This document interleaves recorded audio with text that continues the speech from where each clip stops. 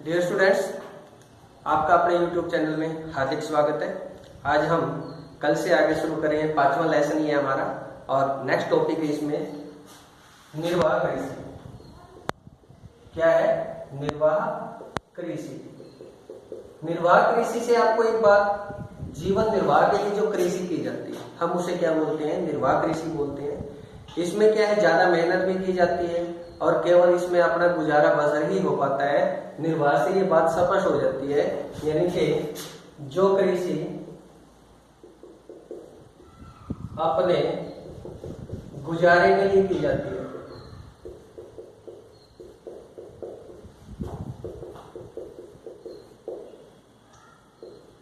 इसमें ज्यादा मुनाफा तो नहीं होता लेकिन इसमें गुजारा हो जाता है। ये जो जीवन निर्वाह कृषि है ये दो प्रकार की है।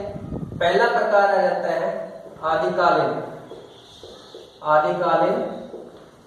निर्वाह कृषि और दूसरा है गहन निर्वाह कृषि।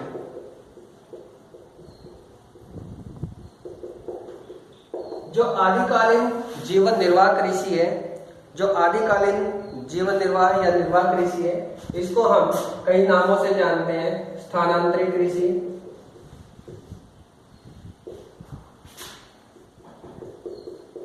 झूम, झाड़ी बढ़त, कर्तन दहन, इन नामों से इसको जाना जाता है। एक चीज का ध्यान रखना है, जो आदिकालीन है ये पुराने समय की जो कृषि है उसको करते आ रहे हैं, यानी कि इसमें स्थानांतरित कृषि क्यों कहा जाता है? इसमें भूमि के छोटे से टुकड़े को साफ किया जाता है, वहां पर कृषि की जाती है और वहां पर जब उसकी उत्पादकता खत्म हो जाती है फिर उस स्थान को छोड़ के किसी अन्य स्थान पर जो कृषि की जाती है, इस कारण से इसको स्थानांतरित कृषि कहा जाता है। अगर हम बात करें भारत के जो पूर्वी राज्य है, पूर्वी राज्यों में इसी कृषि को किस नाम से जाना जाता है? झूम कृषि के नाम से जाना जाता है।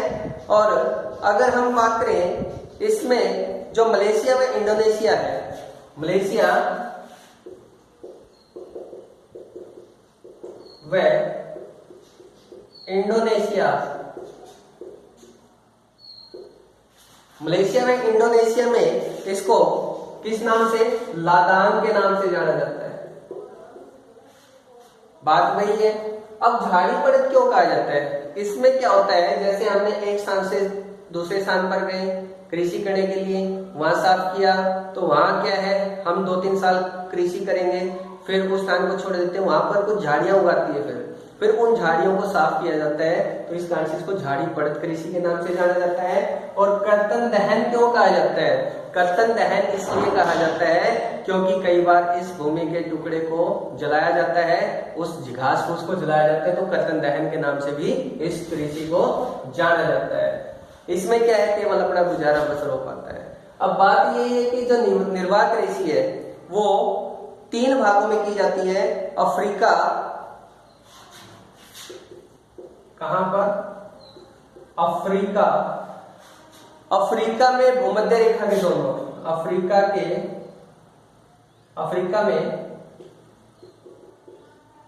भूमध्य रेखा के दोनों। दूसरा जो भाग है इसका, ये तो अफ्रीका महाद्वीप में है। दूसरा है दक्षिणी पूर्वी एशिया में, दक्षिणी पूर्वी एशिया में।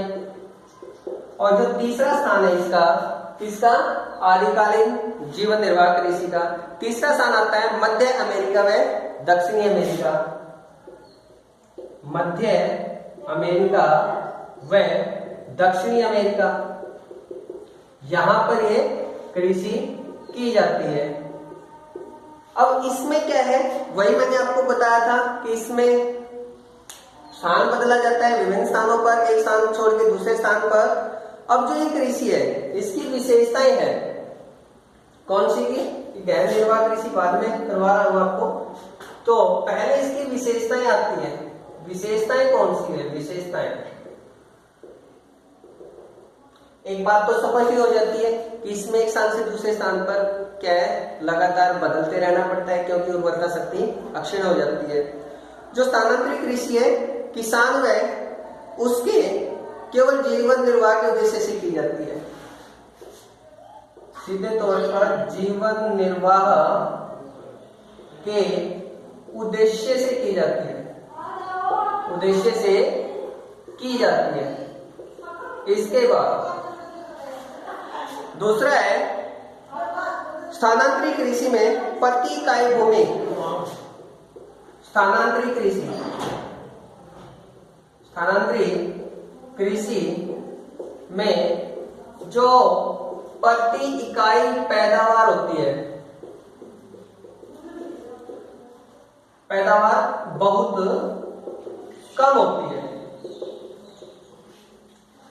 इसके बाद स्थानांतरित कृषि में प्रति इकाई जो पैदावार है वो कम होती है। अब इसका जो मुख्य दोष है, दोष क्या आता है इसका, दोष क्या है, इसमें बहुत ज्यादा भूमि को साफ करना पड़ता है और इतनी जल्दी क्या है उसमें फसल पैदा नहीं हो पाती। इसके बाद जो दूसरा आता है, इसमें एक आता है मृदा अपरदन बहुत होता है, मृदा अपरदन बहुत अधिक होता है। अब इसके बाद हम चलते हैं, एक बार इसको नोट कर लें आप। इसके बाद जो हम चलते हैं वो आपका आ जाता है हमारा गहन निर्वाह कृषि। आदिकालीन था, अब गहन कृषि के बारे में करेंगे हम। अब इन दोनों में कोई ज्यादा वो नहीं है, सिर्फ क्या है जो गहन में है उसमें ज्यादा मेहनत करनी पड़ती है। दूसरा इसी का आता है गहन निर्वाह कृषि। इसमें क्या है, कुछ मशीनों का प्रयोग करके गहन यानी कि ज्यादा मेहनत करके भूमि के छोटे से टुकड़े पर थोड़ा सा ज्यादा उत्पादन किया जाता है। इसमें क्या है, खुद के गुजारे के साथ साथ जो गुजारे की जरूरत है उसको पूरा किया जाता है। इसमें थोड़ा अवशेष बच जाता है, उसको बेचकर अपने घर की जरूरतों को पूरा किया जाता है। यह है गहन निर्वाह कृषि। इसमें दो प्रकार की कृषि आ जाती है, एक तो चावल रहित है और दूसरी है चावल सहित। चावल सहित गहन निर्वाह कृषि और चावल रहित गहन निर्वाह कृषि। इसमें आपने एक चीज का ध्यान रखना है, वो क्या, चावल रहित। सीधे तौर पर एक ही बात कही गई है कि चावल को छोड़कर अन्य फसलें पैदा की जाती है, जैसे गेहूं है, मक्का है, इन फसलों पर ज्यादा ध्यान दिया जाता है, इन पर ज्यादा जोर लगाया जाता है और गहन कृषि की जाती है। और इसके बाद जो आता है चावल सहित में आता है कि जहां पर चावल की ज्यादा पैदावार प्राप्त की जाती है, चावल के लिए ज्यादा मेहनत की जाती है। अब यहाँ पर क्या है, जैसे चावल रहित में आ जाता है मानसूनी एशिया है, मानसूनी एशिया। यहाँ पर ज्यादा क्या है, किस प्रकार की फसल पैदा की जाती है, वो चावल की फसल पैदा की जाती है और इसको क्या कहा है, चावल सहित गहन निर्वाह कृषि। और जो चावल रहित में वही बात आती है कि चावल रहित यानी कि चावल के बिना, चावल को छोड़कर अन्य जो फसलें पैदा की जाती है, लेकिन इसमें भी गहन श्रम की आवश्यकता होती है, छोटी छोटी मशीनों के छोटे छोटे औजारों का प्रयोग किया जाता है। तो ये आ जाता है आपका गहन निर्वाह कृषि और इसमें चावल रहित और चावल सहित में। अब इसकी जो विशेषताएं हैं, इसकी जो विशेषताएं आती है,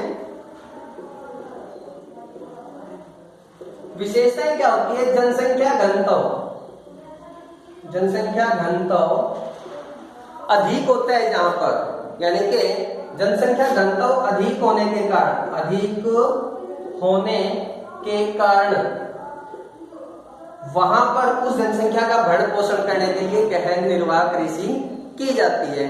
इसके बाद आता है कृषि कार्य में कृषक का पूरा परिवार लगा रहता है। कृषि कार्य में कृषक का पूरा परिवार लगा रहता है।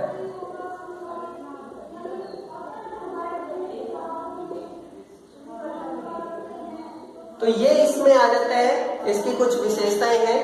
तो ये आ जाती है कि इसमें कृषक का क्या है, पूरा परिवार लगा रहता है और इसमें जहां पर जनसंख्या घनत्व ज्यादा होता है वहां पर। और फिर आता है कृषि भूमि पर जनसंख्या के अधिक दबाव के कारण, यानी कि जनसंख्या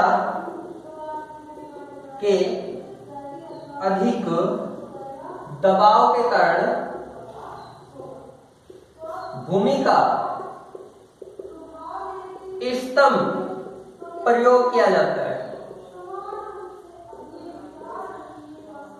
क्या है कि इष्टतम प्रयोग किया जाता है। कृषि की गहनता इतनी ज्यादा है कि एक वर्ष में 3, यानी कि क्या है कि गहनता इतनी अधिक होती है कि एक वर्ष में 3 या 4 फसलें ले लेते हैं भाई, फसलें ले ली जाती हैं। जैसे अगर हम पश्चिम बंगाल की बात करें, पश्चिम बंगाल में एक वर्ष में वहां की जलवायु ही ऐसी है कि एक वर्ष में वहां पर चावल की 3 फसलें ली जा सकती है। वहां की मुख्य जो चावल की किस्में हैं वो कौन सी है? पश्चिम बंगाल के अंदर अमन, ओस और बोरो, ये वहां की मुख्य किस्में हैं 3 वहां पर पश्चिम बंगाल के अंदर। इसके बाद जो आता है कृषि के इस प्रकार में खेत व पशु समूह आत्मनिर्भर होते हैं।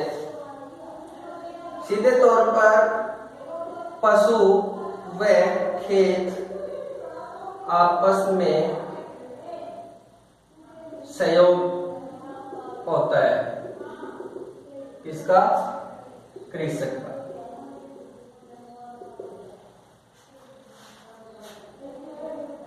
और इसमें क्या है, कृषि के उपकरण, वही मैंने आपको बताया था, थोड़ा मैं ऊपर लिख देता हूं, आप एक बार इसको नोट करें, स्क्रीनशॉट ले लीजिए आप। यहां इसको मैं साफ कर रहा हूं। अब नेक्स्ट है कि इसमें क्या किया जाता है, कुछ कृषि औजारों का प्रयोग किया जाता है। इसमें कृषि औजारों का प्रयोग किया जाता है। ये छठा पॉइंट है। नेक्स्ट आता है, इसमें खाद्य फसलों की प्रमुखता के कारण, खाद्य फसलों की प्रमुखता होती है, खाद्य फसलों की प्रमुखता के साथ चारे की फसलें भी बोई जाती है। किसके लिए? पशुओं के लिए। घरेलू मांग के आधार पर क्या होता है, घरेलू मांग के आधार पर गाय, बैलों, बकरियों, मुर्गियों और अन्य पशुओं का पालन भी किया जाता है। यानी कि घरेलू मांग के साथ, मांग के कारण मुर्गी पालन, पशुपालन भी किया जाता है। तो आज सिर्फ हमने क्या किया है, निर्वाह कृषि के बारे में। मैं उम्मीद करता हूं कि आपको ये वीडियो अच्छी लगेगी, आपको समझ में आएगी। अगर कुछ समझ में नहीं आया तो कमेंट में जरूर बताना है। धन्यवाद।